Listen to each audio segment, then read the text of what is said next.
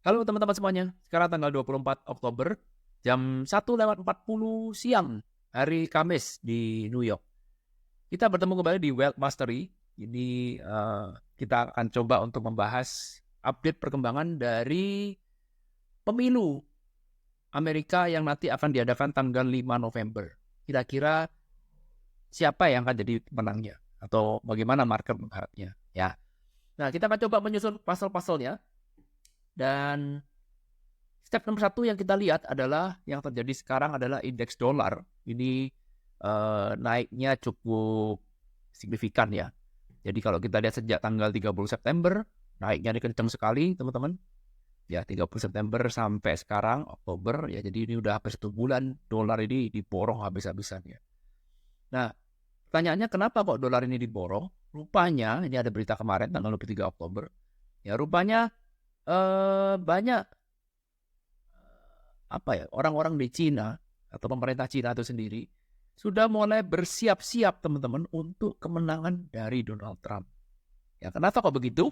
Nah, mereka berpikiran bahwa kalau sampai Donald Trump menang, maka kemungkinan perang tarif ini akan terjadi lagi.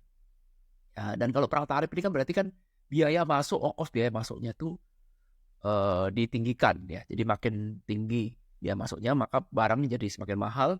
Semakin mahal barang, semakin tidak menarik konsumen.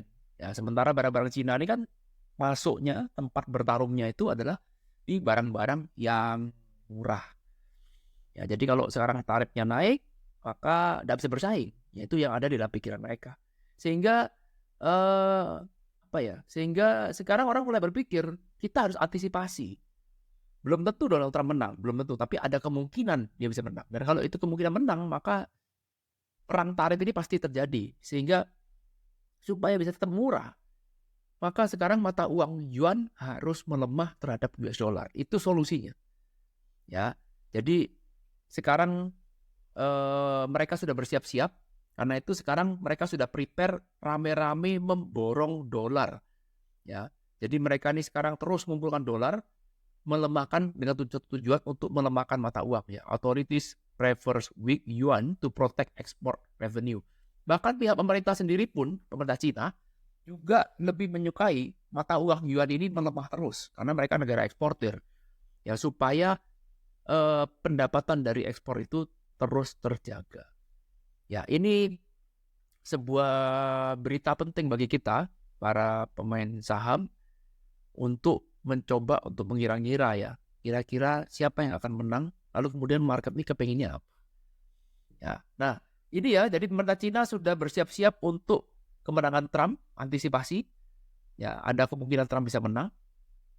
Kalau memang Trump suaranya jauh seperti yang digebar-geborkan media, ingat yang namanya media itu kan punya partai siapa ya kan, cenderung mendukung Republik atau Demokrat. Jadi kita tidak bisa percaya sama media. Ya, tentu saja pemerintah Cina pasti punya informasi yang valid ya. Jadi artinya kalau sampai misalkan sesuai dengan media-media mengatakan bahwa Trump gak mungkin menang, Trump suaranya tertinggal jauh, buat apa mereka antisipasi seperti ini? Ya kan? Jadi ada tanda-tanda, ada kemungkinan nih Trump bisa menang. Dugaan saya ya. Ya, kemarin kalau teman-teman ngikutin si Benjamin Netanyahu itu yang uh, Perdana Menteri Israel yang hobinya perang, ya. Dia juga mengatakan bahwa uh, before US election, coba saya cari ya, Netanyahu uh, before US election. Ini kan, jadi kemarin sudah datang ya, mereka sudah datang Blinken, ini Menteri Pertahanan Amerika ya, sudah mengatakan oke, kita akan akan super damai, tapi yang terjadi justru nggak berdamai. Ya, lalu kemudian dia sempat mengatakan ya bahwa dia akan terus melakukan serangan-serangan sampai US election ya.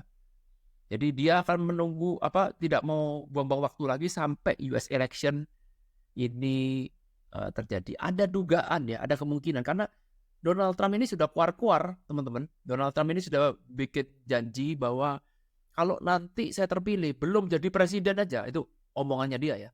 Belum jadi presiden aja, Rusia, Ukraina beres. Ya, Israel, Palestina beres. Ya. Jadi Trump ini sepertinya kesannya sepertinya anti perang. Sepertinya dia nggak setuju dengan peperangan ini, sehingga kepengen dunia itu damai-damai saja. Karena itu sekarang si Netanyahu ini kejar setoran. Ya kalau bisa buru-buru sebelum US election. Ya. Ini selalu dikatakan before US election, before US. Kenapa kok before US election? Ya, ini yang menjadi tanda tanya besar. Saya menduga lagi-lagi nih, cuman menyusut puzzle ya. Kita nyusun puzzle, gak ada yang tahu exactly, tapi sudah menyusun puzzle. Ada kemungkinan Benjamin Netanyahu juga tahu kemungkinan Trump bisa menang nih. Karena kalau Kamala Harris yang menang, saya rasa perpanjangan tangan dari Biden ini akan dibiar-biarin. Ya, dibiarkan aja. Ya udah lu perang-perang aja. Jadi kalau misalkan Kamala yang menang, gak ada yang perlu ditakutin karena perang akan terus berlangsung. Tapi kalau Trump yang menang, waduh, ini proyeknya dia bisa gagal total ya. Dan satu lagi teman-teman yang mau saya tunjukkan pada teman-teman, yaitu adalah saham DJT. Ini adalah saham Trump Media and Technology. Ini sahamnya milik Donald Trump, punya media, dan selalu saham ini bergejolak setiap kali Donald Trump dapat angin. Ya, kalau Anda lihat kemarin waktu Donald Trump ditembak itu di sini teman-teman, langsung saat itu sahamnya naik 31% edan ya. Nggak ngapa-ngapain sahamnya naik 31%. Lalu kemudian dia sempat turun lagi, dan terakhir teman-teman sejak September tiba-tiba naiknya gila-gilaan. Ya, memang betul belum menuju lagi ke 50, tetapi naiknya ini sudah cukup signifikan. Saya nggak tahu ada apa. Ya, mungkin ada kemungkinan Donald Trump ini bisa jadi ya ada chance untuk menang. Ya, jadi kita coba untuk mencari fakta-fakta lain selain cuma dari berita. Ya, kalau kita ngomong dari puling-puling, ya dari survei-survei, kebanyakan itu ya tergantung yang survei siapa, namanya juga survei kan, yang belum tentu benar.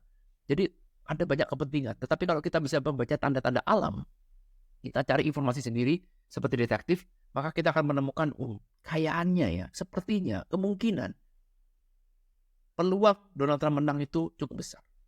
Mungkin ya. Kita lihat paling tidak per tanggal 24 Oktober ini. Bagaimana kepastiannya? Nanti kita tunggu tanggal 5 November. Bagaimana menurut teman-teman semuanya? Kira-kira akan seperti apa? Ya, kenapa kok kita harus capek-capek untuk memperkirakan siapa yang akan jadi presiden Amerika? Ini penting teman-teman, karena ini akan menentukan kebijakan Amerika untuk 4 tahun ke depan, termasuk juga bagi Indonesia. Ya, jadi ini harus diantisipasi. Karena kalau Kamala yang naik, berbeda ceritanya dengan kalau Donald Trump yang naik. Dan itu apakah sudah diantisipasi atau belum? Kita semua mengantisipasi, bukan cuma pemerintah, tapi kita juga sebagai pemain saham, pemain forex, pemain komoditas, semuanya harus antisipasi. Karena akan menimbulkan sebuah pergerakan. Ya, kita nggak tahu bisa naik atau bisa turun, tapi kita lihat pergerakan. Ya, sementara teman-teman kalau kita lihat S&P 500, tampaknya S&P terus naik ya, dekat-dekat all time high terus, cukup solid. Nah, kita nggak bisa melihat tanda-tanda alam dari S&P, nggak bisa. Ya, karena bisa jadi incumbent mempertahankan posisinya, yaitu Partai Demokrat ingin marketnya oke, sehingga dia kepengen naik terus juga bisa. Atau juga bisa market melihat Donald Trump mungkin menang, ada potensi menang, sehingga market diborong. Semuanya bisa. Agak sulit bagi saya untuk membaca tanda-tanda alam dari stock market ya. Tapi yang jelas stock market all time high. Ya, itu kira-kira seperti itu teman-teman. Semoga bisa memberikan insight. Nanti kita akan update lagi perkembangan selanjutnya langsung dari Amerika tentang pemilu ini. Thank you.